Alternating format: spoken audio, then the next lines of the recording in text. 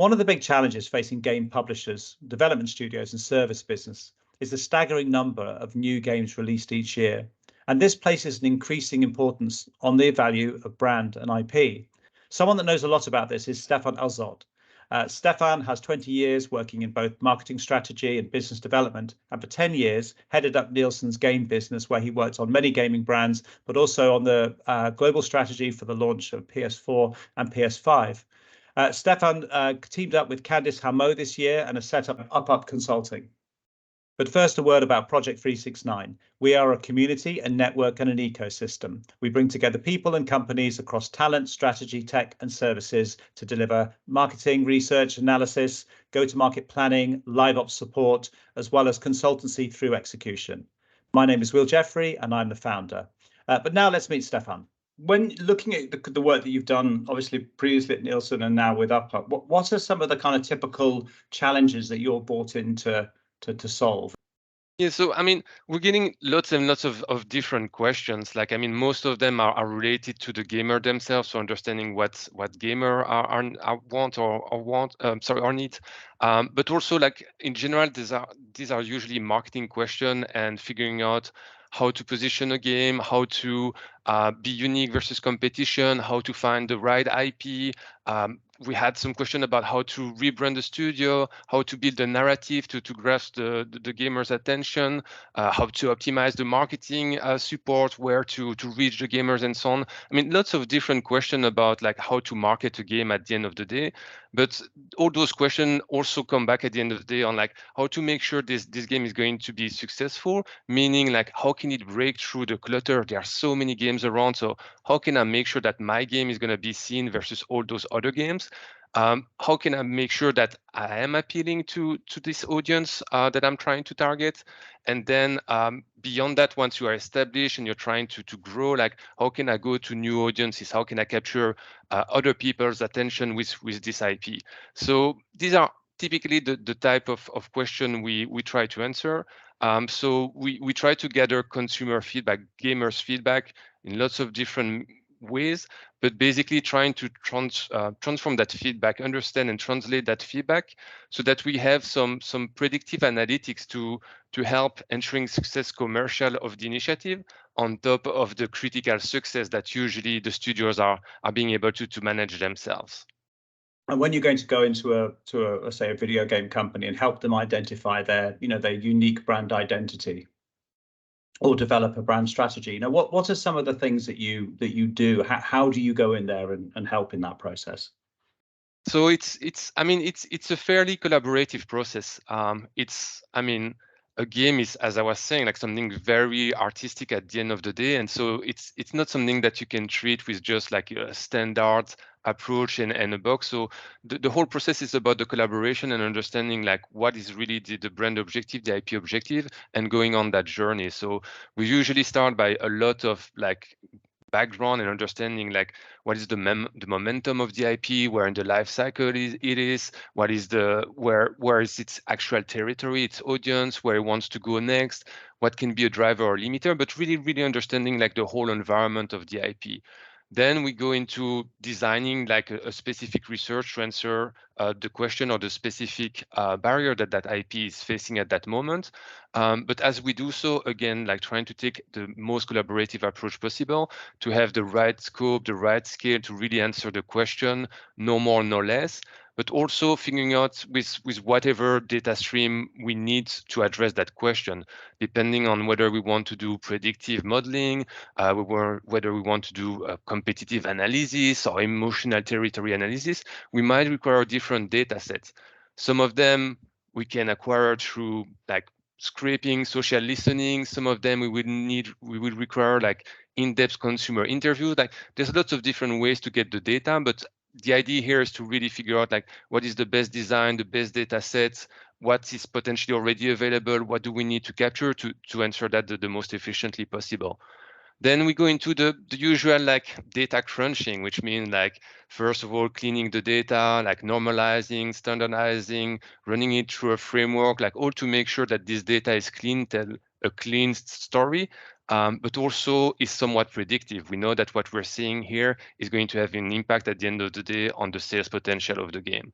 We rely on our, predictive analytics or advanced analytics, AI, and so on, all those tools. But like, this is really like a mean to the end. Like, what we really want to deliver at the end is like a clean narrative of what you need to do next, where your IP is, where your product is, where your launch is, what you do, what you need to do next to make it even more successful or fix the issue that you had, with as clear as possible of an answer. This means, like, if we're talking about communication, a specific level of awareness to reach, or a specific level of spending to have to reach that level. If it's about positioning, having a clear idea of like what message we're talking about, or what traits to change, and to what extent, with an intensity and so on. And once you've delivered like that very specific and actionable answer, then there's just like going through the process with the publisher or the studio. Like, it's always good to have the theory, but once you actually implement it, there's always something that's going differently in the market. And so we go along with the clown on those situations and try to adapt to what's happening. So what are some of the kind of the do's and don'ts that you feel that studios or publishers should do to ensure that they sort of protect and develop brands and IPs in this, in what you would say would be the best way? I think the first thing is to have a clear territory, to know who you are. So you cannot be everything to everyone. There's far too much competition. Like, someone is going to do something better. So you have to really be clear about who you are. We're coming back to those traits, understand like, I'm not just a space shooter. There's millions of them. What are my specific character types? What is the tone? What is the colors? What are the gameplay features? There's lots of different aspects, traits that can help you define what you are and take you to what is your USP, what makes you you, what makes you different from other. So that's the first thing, like clear territory and clear understanding, like what makes you you and different from others. From there, second point, like have a clear audience. Like, you cannot be everything to everyone. You have to choose a core audience. I think one of the points that we see a lot, and maybe a slight tangent here on generating awareness and people to just know your game, like more like 10 years ago when we started to work on that, like there was still like 60%, 70% of your awareness coming from TV or magazine and so on. Like, nowadays, 60%, 70% is just coming from talking to people, going on social network and so on. So that core audience is really critical because they are the one talking about you and making noise about you. So having a clear audience and having clear people, a core audience that you can target and make sure that they're going to recommend you to other is critical. Whether that audience is historical, they come from your previous game, whether that's an audience that you're targeting, whatever, like that audience you have to make sure you delight, because they are the ones who are going to be the ambassadors for your IP and generate that organic growth that we all want. So territory, audience, once you have those two clear, your communication should be clear with that. Like, you know who you are, you know who wants your game. So make sure that you explain that clearly. It's very complicated to explain a game. There's a lot of levers to use. So as we were saying, like, be holistic, make sure that every element fit with that whole USP of who you are. The character, the tone, like everything is going to contribute to that. So it needs to be true in the game itself. It needs to be true in your communication. Everything needs to be holistic. Once you have that, we're getting back to the overall like growth strategy. So always remember where you're coming from, how you evolve over time, so that it's evolution, not revolution, and always leveraging your core equity to do that growth versus just doing something new for the sake of doing something new. And I guess to finish, like maybe that's the fifth one, like that one that goes around and back full circle. Just listen to your audience. Like, at the end of the day, all the work that we do at Up and all the work that we do in terms of IP management research is basically listening to the gamers' feedback. A lot of it is just there on the forums. A lot of it, lots of gamers, they're just eager to share their feedback. And if you listen to it, if you really hear it and what they're trying to say, actually it makes everything else so much easier. So I imagine that most of these clients, they have a pretty good idea of some of these issues anyway, but they're obviously bringing in you to bring in something else, something different, and maybe a different way of thinking or a different approach. What do you think it is about what you're able to contribute that gets them to look to you for that advice? Yeah, I think, just maybe taking a step back on this and thinking about the idea of marketing a game. Like, I don't know if we really understand this as being in this industry and just living it, but the games are probably one of the most hard industry in terms of marketing a new product. If you think about games, they're highly complex product with a lot of very detailed specs, lots of feature that you need to explain and your audience to understand. But then on top of that, you add a layer of like, this is actually an emotional experience. So there's this whole additional complex like benefits to communicate. And then on top of that, the audiences are very hard, like there's strong communities, lots of fans and so on. So it makes it extremely difficult at the end of the day to understand like, how am I going to make all that work together? And so sure, at the end of the day, the work of like marketing a game, building a brand or an IP is not that hard. Like we all understand what are the core pillar of doing that work. But what's very difficult is to frame it in a way that makes it actionable for you and makes it tangible for your audience. Being able to understand like, oh, I need to be a little bit more specific in the emotional delivery, but what does it mean actually in terms of my games? Like, how do I put a number or like a variable on that so that I can actually have my whole team behind that and understand like what we're trying to achieve. So I think one of the main things that we are bringing to the table here is this way of framing the analysis, understanding like, well, if we talk about an IP, if we talk about a brand, it's a series of traits, but what are all those traits? Like, can we synthesize all those possible options into clear lists so that we can really see like where you're strong versus others, where you differentiate versus others, so that we can really define how strong and unique you are on certain aspect versus a general like, oh, maybe you're a little bit more this or a little bit more that. When you look at all of these kind of brands and companies that are involved in engaging in, building IPs, are there any in particular that you look to and admire because you think that they're doing this particularly well? Yeah, I mean, there's a lot of companies that are doing great in terms of managing their IP, but I love working with those who have a really true understanding of what they're doing in the direction they want to take it. I mean, this idea of the direction you want to take it is the really important part of it.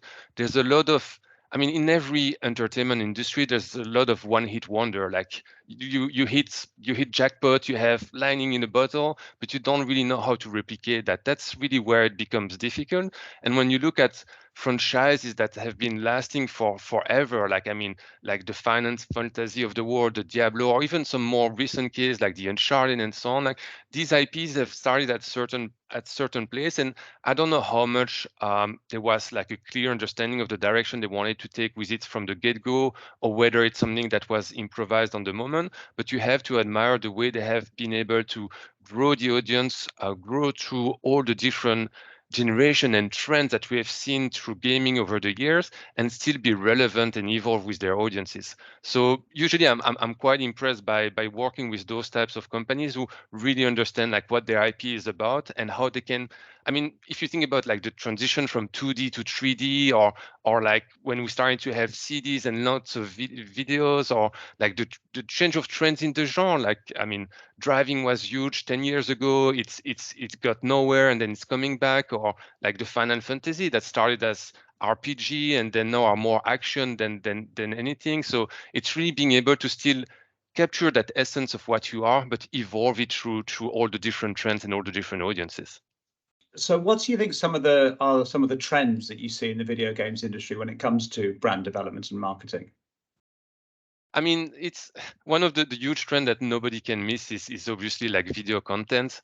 It's kind of something that as gamer we've always wanted, but it's kind of like that weird bittersweet relationship with cinema. Like we know we have great IPs, great stories that have that definitely belong to the big screen as well. But it's being extremely difficult because it's taken a lot of time for the industry itself to mature and understand itself as like real IPs, like not just something to play around and that you can just mistreat in any direction, but really understand like again that those IPs have value, people have connection with what those IPs are trying to say and what they're trying to make you feel.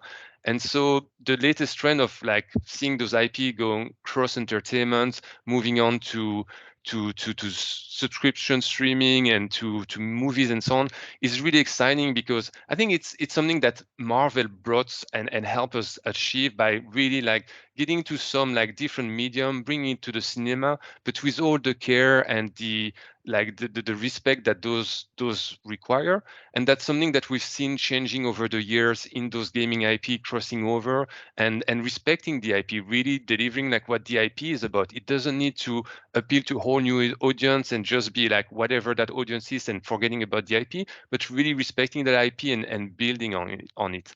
And I mean, we've talked about how complicated it is to communicate your emotional experience as an IP.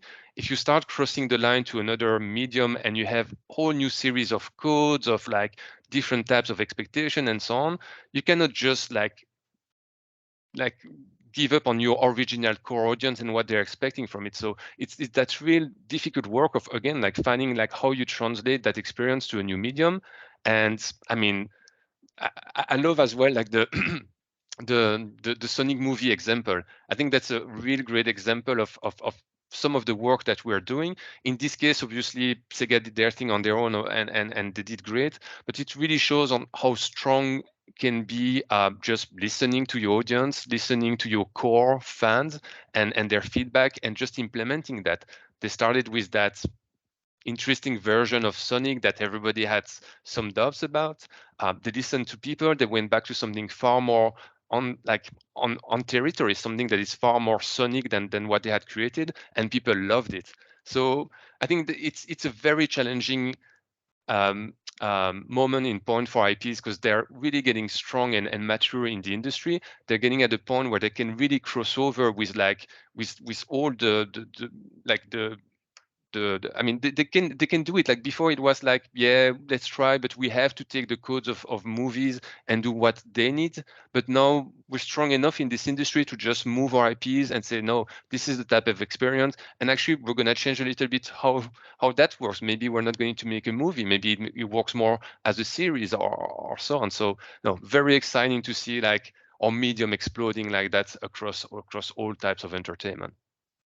I mean, I think that there was an opportunity because, as I understand it, this is something of a very specific area that you and UpUp are very much engaged in. It is being able to help clients understand some of these implications for the ambitions they might have in terms of maybe extending their IP or taking it into other areas.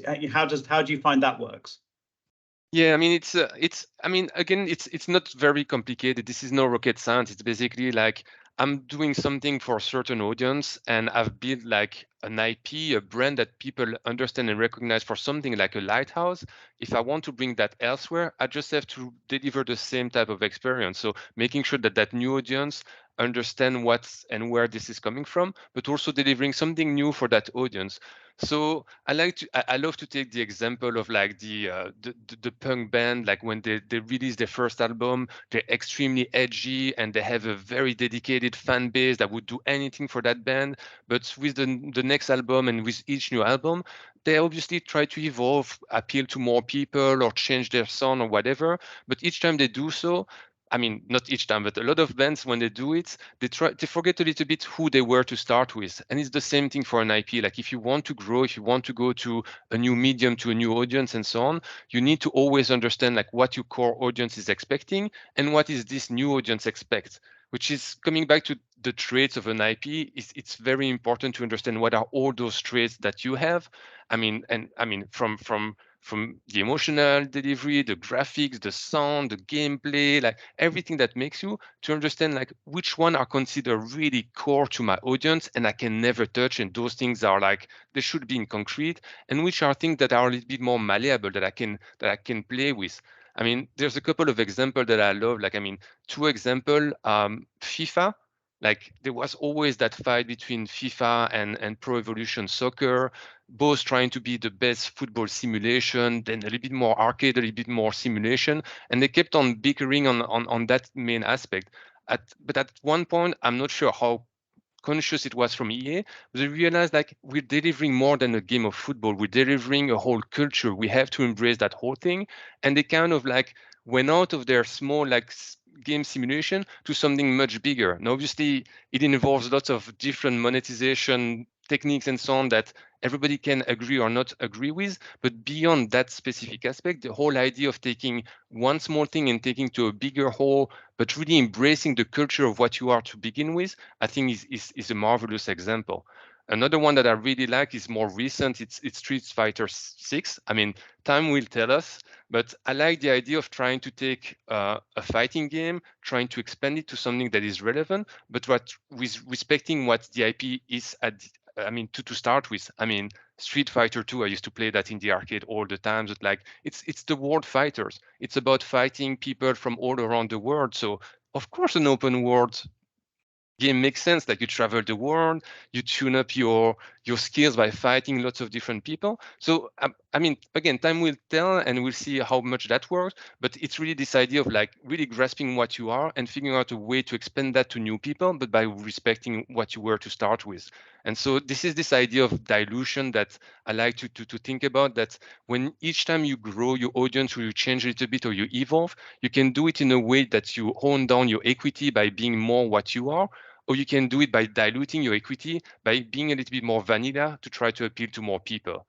Obviously, the vanilla approach can work for a year or two, or one or two iteration, but we've seen it all the time. Like, at one point, it comes back, it bites you in the ass, and you have to relaunch your whole franchise and so on and so forth. In terms of the way that you're set up now with Up and the way that you see the kind of future needs of the sort of services businesses like ours, providing a really good job in the, to clients.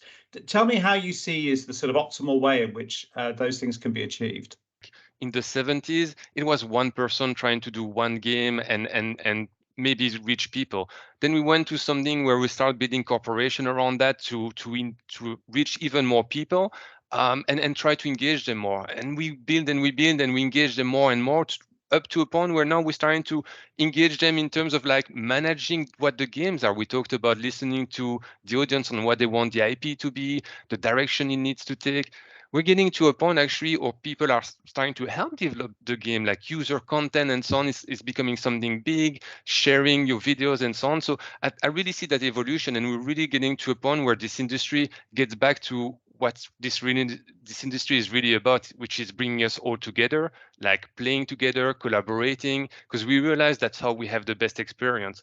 That's so true as well for the work that we do. Like, I mean, in my career, I had the chance to interact with lots of different companies with different level of openness, and some have just been open and let us talk with all their different agencies and suppliers. And I've never seen as much strength as when we can really bring all the different functions together and work together on the project. I mean, sure, we can come up with lots of recommendations on like how you should position the level of exposure of each trait and characteristic of your game, or your console or whatever. But at the end of the day, like some artist is going to have to put that together in a copy, is going to have to bring together a trailer or something. And so the communication between those two parts is a key element of that process being optimized. And so that's what I love about Project 369, is that we're starting to bring all those elements that are traditionally competing a little bit with each other. Is like, oh, but if that person does that work, maybe it means that that person's gonna take the whole work and I won't have the work. In Project 369, we're trying to think more this as like a collaborative approach in terms of delivering the best value and experience for our clients. And so certain aspects are going to be better delivered by one portion of one company within Project 369, maybe some other by another, but we won't fight between each other to try to grasp aspect that maybe we don't have the best value just because we are fearing to lose the whole thing. So really that collaboration approach, I really think is going to help us like deliver even better value to everyone. And I just love it. It's just so much in tune with the industry. Like, let's collaborate, we'll just be stronger together. So that was Stephane Elschocht from Up Consulting. If you'd like to find out more about how you can work with Stephane, Up, or Project 369, my name is Will Jeffery and I'm the founder. Please feel free to get in touch. And if you have any feedback on this video, we'd love to hear from you also on that. Thank you.